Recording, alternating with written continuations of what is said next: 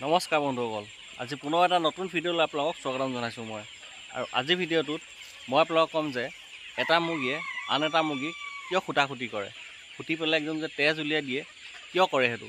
ব'লক ভিডিঅ'টো এতিয়া আৰম্ভ কৰোঁ। বন্ধুসকল, এটা মুৰ্গীয়ে আন এটা মুৰ্গীক কিয় খুটে, ইয়াৰ কাৰণ বহুতকেইটা হ'ব পাৰে। প্ৰথমত আমি চাব লাগিব যে আমি মুৰ্গীবোৰ কেনেকৈ ৰাখিছোঁ। মই কিছুমান ফটো আপোনালোকক দেখাবলৈ চেষ্টা কৰিছোঁ। চাওক কেনেকৈ এটা মুৰ্গীয়ে আন এটা মুৰ্গীক খুটিছে।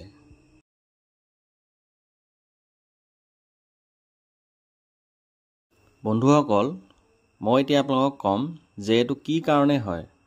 এইটো এটা বেমাৰ নে কি, নে এইটো আমাৰ নিচিনা ফাৰ্মাৰসকলৰ ভুলৰ কাৰণে হয়। চাওক বন্ধুসকল, এইটো কোনো বেমাৰ নহয়, আমাৰ নিচিনা ফাৰ্মাৰবোৰৰে ভুল হয়। কিছুমান মানুহে গঁৰালটো বনাব সৰুকৈ, কিন্তু তাত চাবচোন মুৰ্গী ভৰাই দিব বেছিকৈ। মানে যদি গঁৰালটো বনাই আপোনাৰ 200 কেপাচিটি, তাত মুৰ্গী সোমোৱাই দিব আপোনাৰ 300 মান।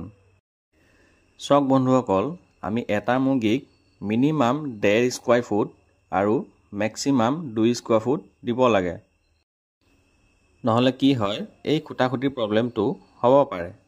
আৰু বন্ধুসকল, আমি নেক্সট আৰু এটা ভুল কৰোঁ।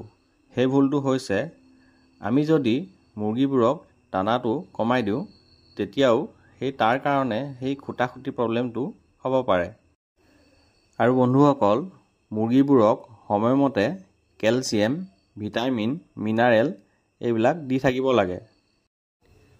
আৰু মই মোৰ আগৰ ভিডিঅ'টো আপোনালোকক কৈছিলোঁ যে মুৰ্গীবোৰক চব্জিটো দি থাকিব। চব্জিটো মুৰ্গীবোৰৰ কাৰণে বহুতেই ভাল হয়। চব্জি যদি খুৱাই থাকে তেনেহ'লে এই প্ৰব্লেমটো নাপাব। আৰু পাৰে যদি মুৰ্গীবোৰক ফ্ৰী ৰেঞ্জত পুহিব।